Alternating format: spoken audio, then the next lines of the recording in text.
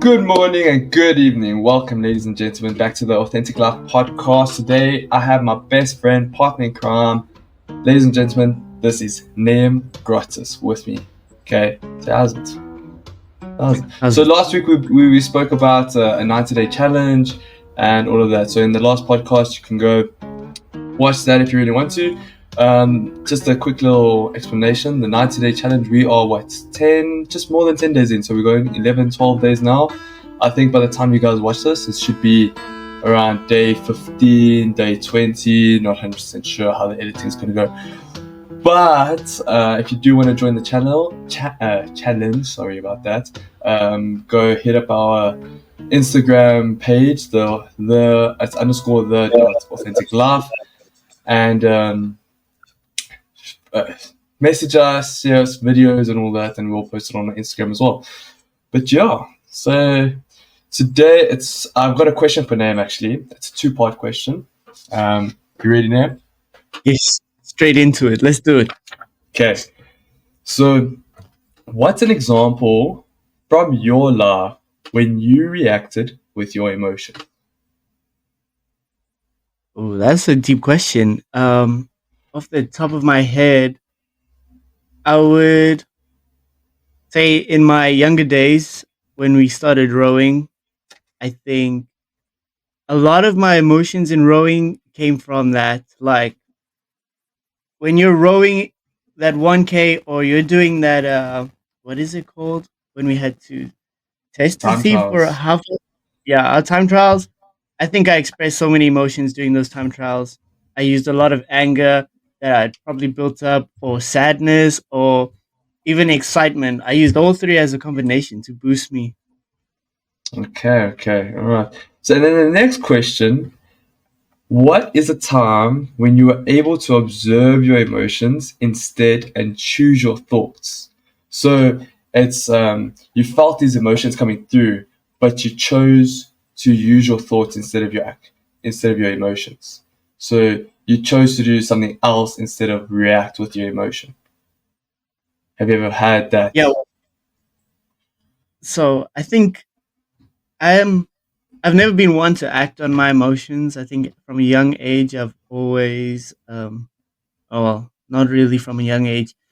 From my teens, I've always thought before I acted on my emotions. A lot of that before was just explosion of an emotion where I would do reckless stuff without thinking through it. And eventually I learned my lesson to think before I act. So when I'm expressing or Yes. feeling high vibrations of emotions, I have to sit back and think, okay, how am I going to move forward? What do I need to do to keep my mind calm and stable in order to operate Yeah. at 100%?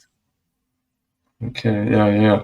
So you always want to keep a level head type of emotion at the moment, and you don't want to express what you're expressing. Like you with let's say you're getting a new client or you have this new business opportunity, but you need to be in a professional mindset and all that, and you can see that the meeting's going well and all that, but deep inside you have to stay very cool, calm and collected, professional, all of that. You can't be jumping up with joy. Like, yes, you can have your jokes now and then, but I think in that type of situation, you would have to stay cool and calm. And only after would you go and celebrate with your friends. Like, you can use your emotions to say what you're feeling at the Yeah. time or a I later think stage.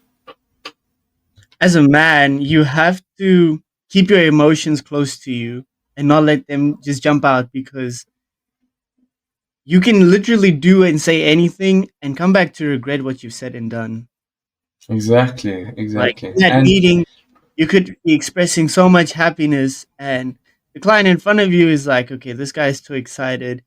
There must be something going on, or, he could take my emotion the wrong way.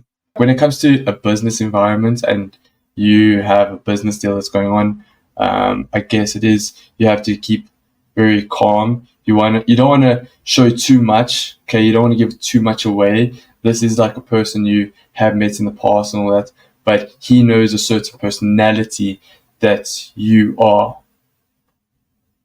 Yeah. Well, in a meeting or when you're talking to somebody, you have to gauge the social environment you're in.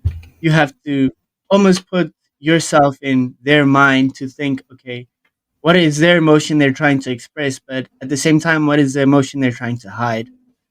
Yeah, 100%. So, do you think, like, well, I certainly believe this, but I don't know how you feel about this, that some people feel these emotions come about them. Like, it's it's happened to me. I don't know if it's happened to you, where it's like a burst of energy and you get this great idea, and now it's more of like a dream. Okay, so some people have these dreams, and other people they so most people have dreams. Okay, a lot of people have dreams, right? Other people will act on them, and some people won't act on them. And I know when a dream that feels so real and it has a lot of emotion to me, I will act on that and I would want to pursue it. It's the same with this podcast. We both had the same dream of this podcast and all that. Yes, you didn't want to show your face on this, and I didn't mind showing my face. But it's the thing of, do we act on it or don't we? And we've acted on it. We've actually doing, I believe we're doing really well for ourselves. So I feel that if you have a dream and you feel that dream with lots of emotion and you got passion for it, okay, and you have this obsession with this dream over and over and over and over, act on it. Don't let it slip out your fingers. One day it could be something that grows and blossoms into something beautiful. So, Yeah. have you ever felt that way? Yeah, I felt that way, but like you can be a dreamer, but being a dreamer, you have to be a doer. I think if you're just dreaming, then nothing is happening. There is no satisfaction to your dreams. You're just feeling that high emotion for the moment or for the amount of days it lasts, but you have to act on it, like you said. Yes, yes. You'll never feel fully satisfied with it if you're just moping around and doing nothing for it. Yeah, no, that's actually true. So it's like a lot of people, they say, oh no, they want to do this or they have this grand idea. A lot of people, especially like Mark Zuckerberg, Elon Musk, Bill Gates, all of those type of people, Jeff Bezos, those people had a great idea. Okay, they had people saying, "No, you can't do this," or "No, it won't work," or "You got to try it this way." But that person, okay, Mark Zuckerberg, Elon Musk, they were so set in their ways and stubborn and believed that if they could keep doing it this way, keep practicing, keep trying a different tweaking of that way, okay, that their dreams will come true. Their plan would officially become a reality, right? So I believe that they were so set in their ways and so stubborn that look where they're now. They're billionaires. They're basically running this world, okay? Those are the type of people that are running the world. Elon Musk has got the AI part controlled. It's got social media as well. Mark Zuckerberg, social media. Jeff Bezos has shipping basically all to himself. All right. So that's the thing. Like, if you keep persistent, keep consistent, have the discipline, and stay on the lane you want to stay on and not get sidetracked, and don't listen to people with the bullshit that they come in and say, oh, you can't do this or you can't do that, or the negativity. Don't ignore them. Just don't listen to them. Do what you need to do and have that fire keep burning. Yeah, considering all of those great guys you mentioned, I know we do a lot of reading up on them. I think their relationship with what they say, what they think, and what they say they're going to do is quite positive. Like they're very prophetic speakers, so they're going to say something and keep their word to it. They're not going to go back and you know throw negative emotions into it or thoughts. Otherwise, they're contradicting what they've said. Exactly. And I also like, if anyone's watched the movie Steve Jobs with Apple, in that movie, he's very, to me, he's arrogant, he's crazy, and but he knows where he wants to be in life. So he pushes people to join him or lose him. And he knows for a fact that where he is going to be something great and he's going to do something amazing. That's why I find the people with the craziest routine will do something amazing with their lives. Like, I've changed my routine up completely. I am batshit crazy when it comes to my routine now. Like, I'm waking up at 4 o'clock. I don't think a lot of people wake up at 4 o'clock, but the people that wake up at 4 o'clock are ridiculously crazy. Like, how many people do you know that wake up at 4 o'clock? Or I could probably count all of them on one hand.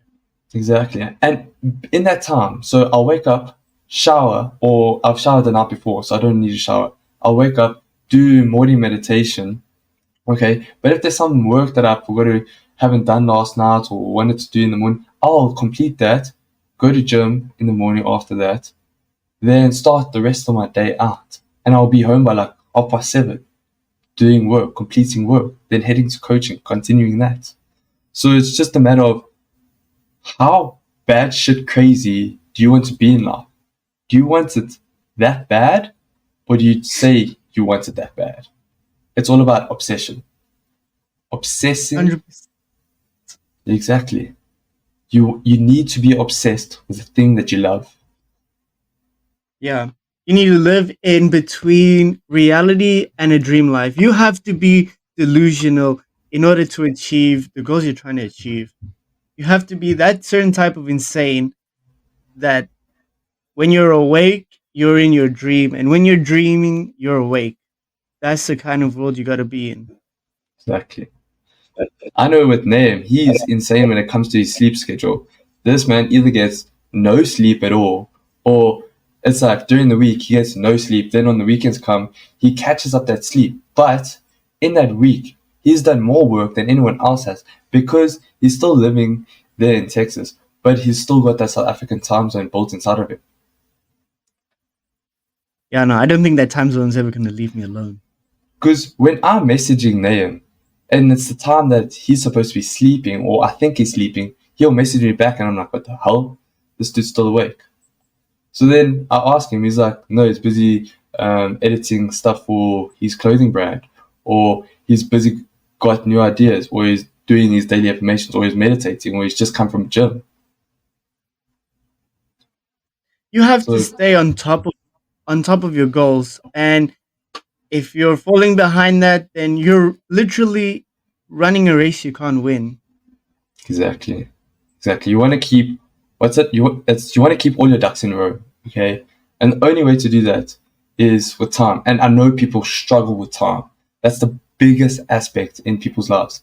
That, oh no, I don't have enough time. Oh no, I can't do this. I don't have enough. No, bullshit. There's always plenty of time. Okay, you sleep what, Always. 7, 8 hours? You can drop that down to 6. 6 is plenty of sleep. That's all you need. And the rest you run on what? If you're working a 9 to 5 job, how many hours is that? 45, 44 hours a week, basically. Okay. Then the time after that, the time in the morning from that, you have so much time available. You just don't say you don't have enough time. Make time. You can do it. How much time do you sit on social media? When that notification comes up on your phone every Sunday, you've spent so much time on your phone. Okay? Is it because you do work on your phone, or is it because you've sat on social media all day watching nothing, watching bullshit, mind numbing your brain? Is that all you've done? Or have you done something productive? No, I would believe our own generation is what my grandfather likes to call TikTok brain. Yeah, TikTok brain. Or They just there's regurgitating what they've seen yeah. or have said. So there's a lady that I used to work with. Her name was Roberta, and she'd always call this like younger generation the one that spends time on their phones continuously, that grew up with iPads and not up in a tree playing other stuff or whatever. She calls them the Nutella generation because because the thing is, I'm a coach, right, and I see this as well. So some of the kids, like I can see, they are actually physically fit and mentally fit, right? It's because they don't spend that time on the phone and in front of games and on the TV. They spend time outside, okay? Yes, now with the new generation, you got to like, include all that stuff, but you need to control it, okay? Then there's the kids that you can see that has no that physical tone, that mental capacity. It's just in front of an iPad or in front of a phone, brain numbing your mushiness inside here. That's all they're doing. So, and then to have a conversation with them is difficult. It's ridiculous. Can't have a conversation with them. They're gonna tell you about their game they play, and tell you about all the specs on Fortnite. They're gonna tell you about all the TV shows they're watching, all that interesting stuff they love to talk about. Yeah, But that's when you what come to a question about themselves, they have they don't nothing to know. say. Exactly. They have nothing to It's not say. just the kids; it's the adults as well. In Yeah. our generation, No, that's 100% true, actually. Like, there's a few people, actually, there could be more than a few people out there that would sit in front of a game or on a laptop and just play all day, or sit on their phone, watch TikTok all day, or watch movies all day. And I find that, how is that fun for you? Don't you get bored? I know I get serious ants in my pants and I can't sit still for very long, okay? I've got to keep doing something. I have to. I can't sit still. I need to move. no, it's because you're built in with the fight or flight syndrome. I Exactly. think it's been programmed into you. A lot of people like they have it in them, but they choose not to use it. They rather just sit into their desire pleasures of laziness. We're actually trying a new thing out here now. So we're going to be breaking up our podcast into 4 different sections, okay? So we're going to have 4 parts to it. So this is part 1 of our podcast. If you've made it this far, please give it a like, share, and comment. And then follow us or subscribe to us on this channel. And if you have like any ideas of what we could speak about or what you want us to speak about, just leave it down in the comments below. We really do appreciate that. Yeah.